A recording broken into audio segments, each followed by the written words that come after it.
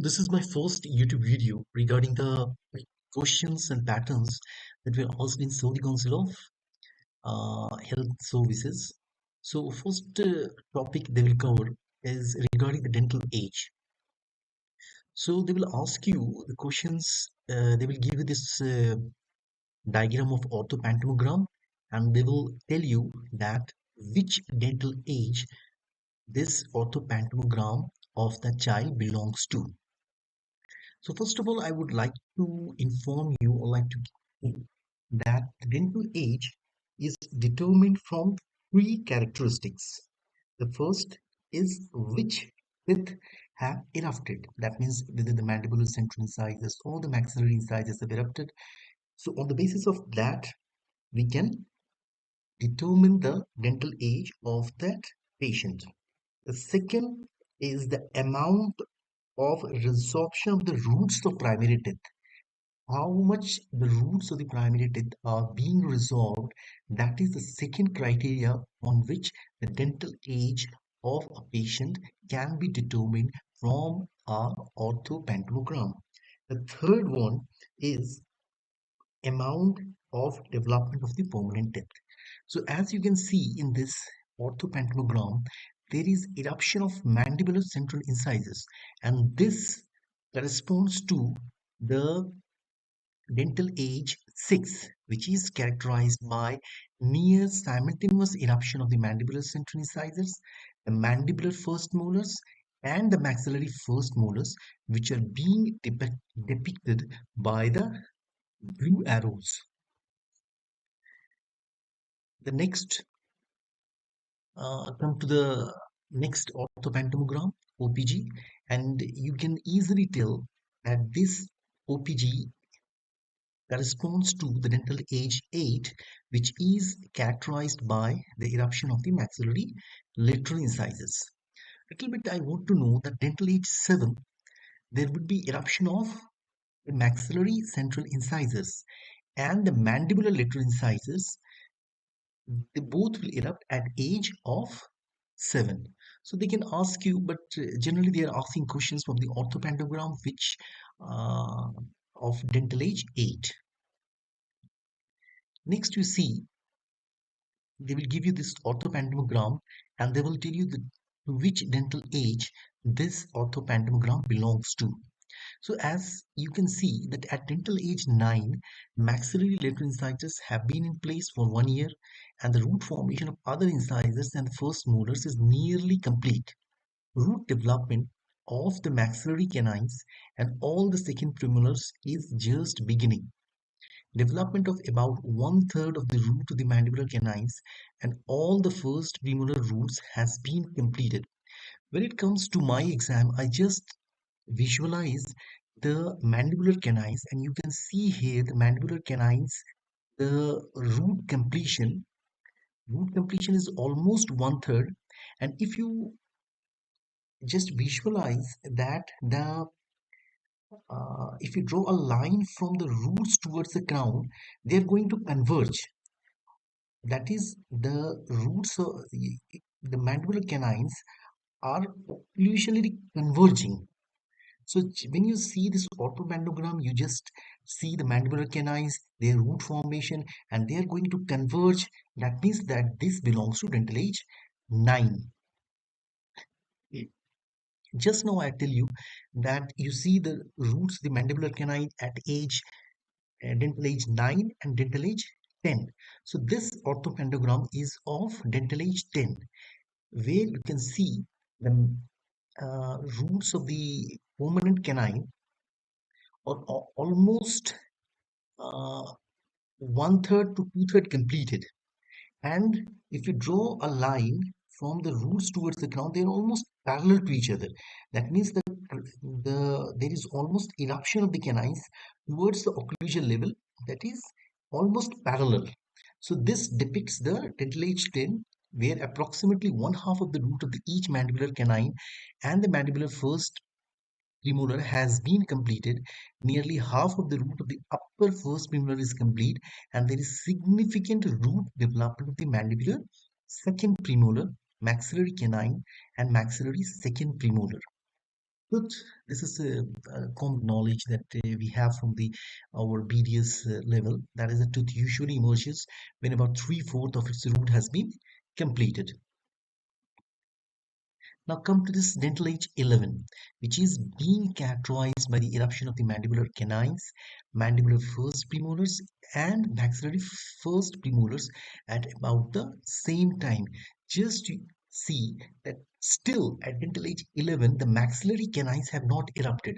So the landmark of the dental age 12, which is characterized by the eruption of the remaining successive teeth, the maxillary canine and the maxillary in the mandibular second premolars, and typically a few months later, the maxillary and mandibular second molars. See, the dental age 15 is not so, it's quite easy, and you can see the roots of all the permanent teeth except the third molars are complete. The crown formation of the third molars often has been completed.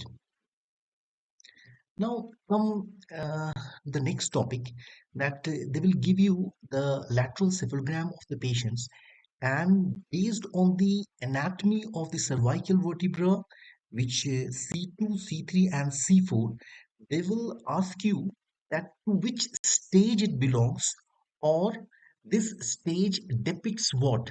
This stage depicts in correlation with the peak of mandibular growth.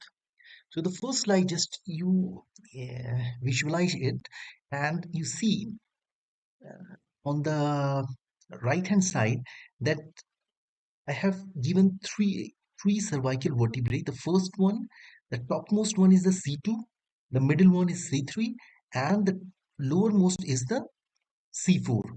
And you just see the anatomy of C3 and C4 cervical vertebrae, which is almost trapezoidal, as is shown on the extreme most right hand side. There is the shape is almost trapezoidal of C3 and C4.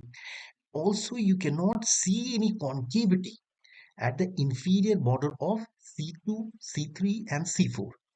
This stage, if you see in the question, that belongs to CS1 stage.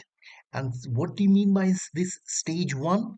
That indicates that the peak of mandibular growth at adolescence is still 2 years or so ahead. So why this is important? As you know, that in a class 2 malocclusion, they, most of the patients are having a retruded mandible, and you have to treat that retruded mandible, or you can have the you can give some orthodontic appliances like twin block appliances, like activated appliances, so that the retruded mandible growth becomes faster due to the activation of the lateral pterygoid muscle. So we have to give that appliance a particular stage that should be coinciding with the peak of mandibular growth, that is at adolescence. So these stages are very important in knowing the peak growth. Next, you come to the CS2 stage. Here you can see on the right hand side that the cervical vertebra C2, C3, and C4. Okay, you just see the morphology, you just see the shape almost of C3 and C4 is almost trapezoidal, but you can easily see a concavity on the inferior border of C2. So this corresponds to, or this belongs to CS2 stages, and this indicates what? This stage 2, and this indicates that the peak of mandibular growth at adolescence is still a year or so ahead. That means CS1, the 2 years are remaining to attain the peak mandibular growth. Here in CS2, a year or more is remaining for to attain the adolescence.